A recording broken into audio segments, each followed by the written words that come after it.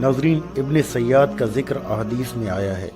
اس کا پورا نام صاف بن سیاد یا عبداللہ بن سیاد تھا، تاہم روایات میں یہ ابن سیاد کے نام سے جانا جاتا ہے۔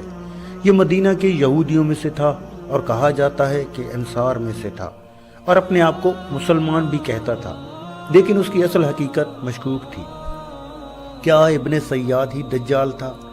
یہ وہ سوال ہے جس کے جواب مبہم ہیں، اور کوئی بھی اس کی حقیقت پوری طرح بیان نہیں کر پایا۔ ابن سیاد کہانت کرتا تھا اور جادوگری میں ماہر تھا، اس وجہ سے اس کی شخصیت بڑی پراسرار بن کر رہ گئی تھی۔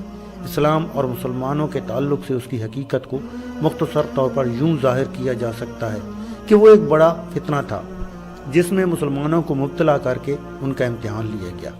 اس کے حالات بڑے مختلف تھے، اور اس بنا پر صحابہ کرام کے درمیان بھی اس کی حیثیت کے تعین میں اختلاف تھا۔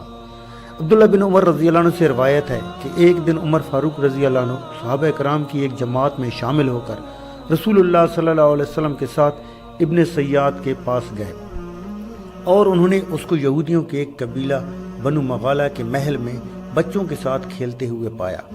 وہ اس وقت سن بلوغ کے قریب پہنچ چکا تھا۔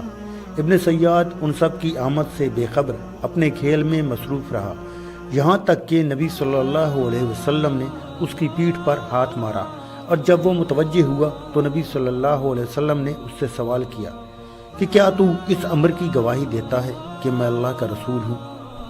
ابن سیاد نے یہ بات سن کر غسیلی نظروں سے نبی صلی اللہ علیہ وسلم کی طرف دیکھا اور کہا، میں گواہی دیتا ہوں کہ تم امیوں یعنی ناخواندہ لوگوں کے رسول ہو۔ اور پھر اس نے نبی صلی اللہ علیہ وسلم سے پوچھا، کیا تم اس بات کی گواہی دیتے ہو کہ میں اللہ کا رسول ہوں؟ نبی صلی اللہ علیہ وسلم نے اسے پکڑ لیا اور خوب زور سے بھینچا اور فرمایا، میں اللہ پر اور اس کے رسولوں پر ایمان لایا۔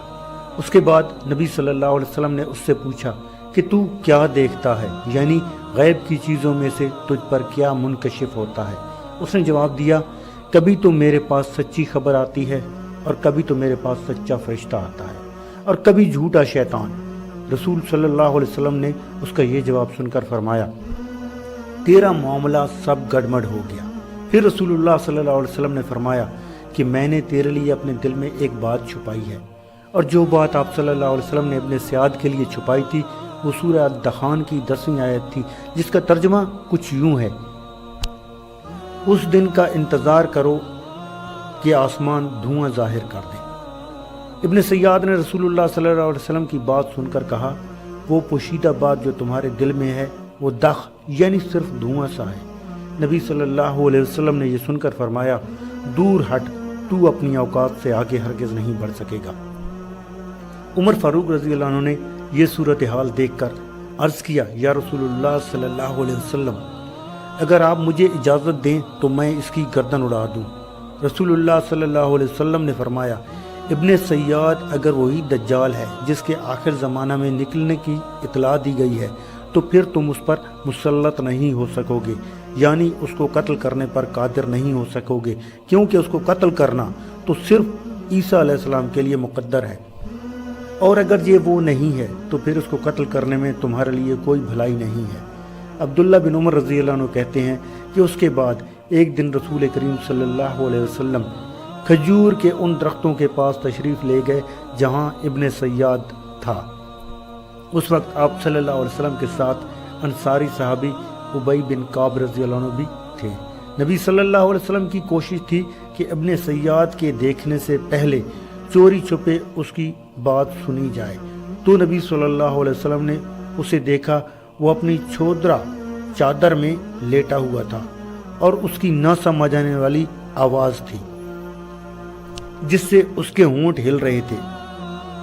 ابن سیاد کی ماں نے نبی صلی اللہ علیہ وسلم کو، جو کہ کھجور کے تنوں کے پیچھے چھپ چھپ کر چل رہے تھے، دیکھ کر ابن سیاد کو کہا، اے صاف، یہ محمد صلی اللہ علیہ وسلم ہے۔ تو ابن سیاد کود کر اٹھ بیٹھا۔ نبی صلی اللہ علیہ وسلم فرمانے لگے، وہ اسے چھوڑ دیتی تو اس کا معاملہ واضح ہو جاتا۔ نافع بیان کرتے ہیں کہ ابن عمر رضی اللہ عنہ ابن سیاد کو مدینہ کے کسی راستے میں ملے تو اسے ایسی بات کہی جس سے وہ غصے میں آ گیا اور اس کی رگیں پھول گئیں۔ تو ابن عمر اپنی بہن اور زوجہ رسول حفصہ رضی اللہ عنہ کے پاس گئے تو انہیں اس بات کی خبر پہلے سے پہنچ چکی تھی۔ وہ کہنے لگی اللہ تجھ پر رحم کرے، ابن سیاد سے تو کیا چاہتا ہے؟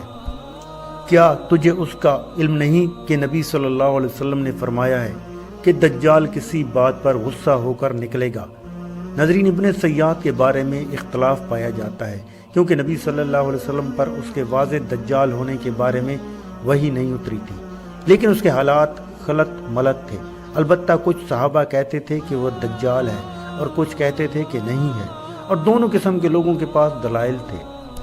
البتہ اس بات پر اتفاق تھا کہ وہ دجال اکبر نہیں بلکہ چھوٹے دجالوں میں سے ایک دجال تھا۔ بعض صحابہ کے نزدیک وہ مسلمان ہو گیا تھا اور اس نے حج بھی کیا، اور بالآخر جنگ حرہ کے دن وہ غائب ہو گیا اور پھر پتہ نہیں کہاں چھپ گیا۔ علماء کے نزدیک وہ دجال اکبر تو نہیں تھا مگر شیطان کا چیلا تھا جو ایک فتنہ کے طور پر سامنے آیا تھا۔ واللہ اعلم۔